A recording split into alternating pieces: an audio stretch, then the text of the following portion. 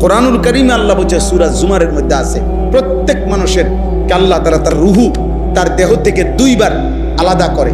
একবার চূড়ান্তভাবে মালাকুল মউত আজরাইল দিয়া, আর দ্বিতীয় খোদার কসম আল্লাহ বলছে প্রত্যেকবার বান্দা যখন ঘুমায় আল্লাহ তার রুহুটা তার দেহ থেকে আলাদা করে নেয়। আল্লাহ নিজে বলছেন, আমি চাইলেই আবার ফেরত দেই, আমি না চাইলে ফেরত দেই। আল্লাহু ইয়াতাওয়াফাল আনফুসা হিনা মাউতিহা ওয়াল্লাতী লাম তামুত ফী মানামিহা ফায়ুমসিকুল্লাতী কাদা আলাইহাল মাউত ওয়া ইউরসিলুল উখরা ইলা আজালিন মুসাম্মা। এরপরে আল্লাহ কি সুন্দর করে বলছে, তবে শোনো বান্দা, প্রতিবার যদিও আমি রুহুটা ফেরত দেই ঘুম থেকে জাগবার সময়, কিন্তু এইটাও ইলা আজালিম মুসাম্মা, একটি নির্দিষ্ট সময় পর্যন্তই ফেরত দিচ্ছি। এই ফেরত দিলেও তুমি ধোঁকা খাইও না যে কোনোদিন আটকাবো না, না সত্যি সত্যি একদিন রুহুটা একবার নেব আজরাইল দিয়া, আর কোনোদিন ফেরত দেব। 30 বছর ফেরত দিছি, 60 বছর হয়তো ফেরত দিছি, প্রতিবার ঘুমের কারণে বারবার ফেরত দিছি।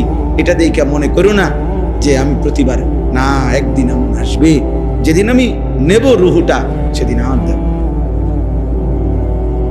সেদিন স্বজন কাঁদবে, স্ত্রী কাঁদবে, সেদিন ছেলে মেয়ে চিল্লাইবে, পুরা গ্রাম কাঁদবে, পুরা বাড়ি কাঁদবে, আমি কিন্তু ফেরত দেব না। ছোট্ট বাচ্চা, কোলের বাচ্চার কান্নাও আমি আল্লাহ তাআলার দয়া আর হবে না, আমি আর ফেরত দেব। এবার বাচ্চা কাঁদুক আর বউ কাঁদুক, বুড়া কাঁদুক আর জোয়ান কাঁদুক।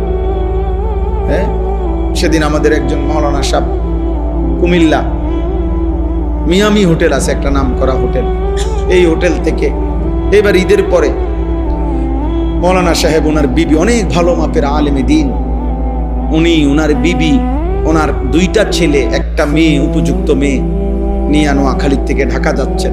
ওই হোটেলে নাস্তা খাইছে, নাস্তা করে বাইরে হইছে, প্রাইভেট কারে করে যাইতেছে।